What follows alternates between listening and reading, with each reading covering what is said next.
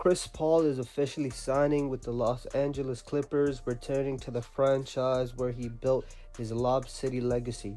As we all expected, Chris Paul was eventually going to sign with the Clippers, as it was heavily rumored since the beginning of the offseason that the Clippers were the heavy favorites to sign Chris Paul. But we're going to break this down for what this really means for the Clippers and if this could make them legit title contenders, and overall look at the Clippers offseason. First off, let's talk about the impact. Even at this stage in his career, Chris Paul brings elite playmaking, leadership, and that veteran edge the Clippers have needed in clutch moments. We all know Chris Paul isn't the same all-NBA guard from a decade ago, but his ability to run an offense, slow the game down, and keep everyone organized. That's huge for a team that struggled with injuries and consistency. Not to mention, just last season, Chris Paul started and played in every single game, 82 games, and helped Wembanyama average the most points in his short career so far. Helped him nearly average 7 more points and helped the Spurs be relatively competitive compared to seasons prior. No disrespect to Chris Dunn, but Chris Paul, even at this stage, I would say is a much better player than Chris Dunn. Maybe he doesn't bring the same defensive intensity as he used to, like maybe Chris Dunn will do now. His just leadership and his high IQ on the floor, off the bench especially, with the second unit will be massive.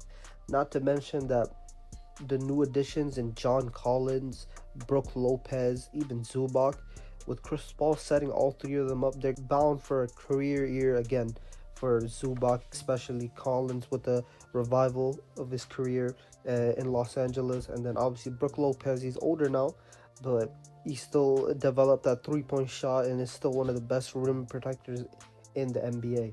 Also, if you guys didn't know about me, I'm a big James Harden fan, my favorite player of all time. So seeing Chris Paul and James Harden reunite is like a full circle moment for me. You know, back in the Houston Rockets days against the Super Team Warriors. It seemed like when the Houston days was over, they both were on bad terms with each other. So it's nice to see, you know, this late in their career, they were able to mend things together and play with each other one more time to win a ring that both of them have always desired. Obviously, both Harden and Chris Paul are much older than what they were in 2017. But if they can find even half of that chemistry, they could run one of the smartest half-court offenses in the league. Plus, having Kawhi Leonard, Bradley Beal, they'll benefit from having two elite creators setting them up, taking the load off of their isolation game. Now let's talk about the Clippers overall offseason. We've talked about Beal, Collins, and Lopez a little bit more, but let's dive a little bit more in depth. So Beal gives them another proven scorer who can heat up fast, perfect for playoff series when defense clamps down. I would say Bradley Beal is still a better player than Norman Powell. You could say that Powell was better last season, sure, but I would say Beal is a much better ball handler, a much better, I would say, efficient scorer. So to have that alongside Kawhi and Harden to take the scoring load off of them would be very beneficial to the team. John Collins adds size, athleticism, and a legit pick and roll threat. You know, we've seen Chris Paul and Harden play with some pick and roll guys before. Capella, Blake Griffin, obviously Zubac now. So adding another elite athletic player in John Collins. He's due for an amazing season in Los Angeles, playing meaningful basketball games, trying to win games. I think John Collins is going to be very underrated and he's going to do very well next to Harden and Chris Paul.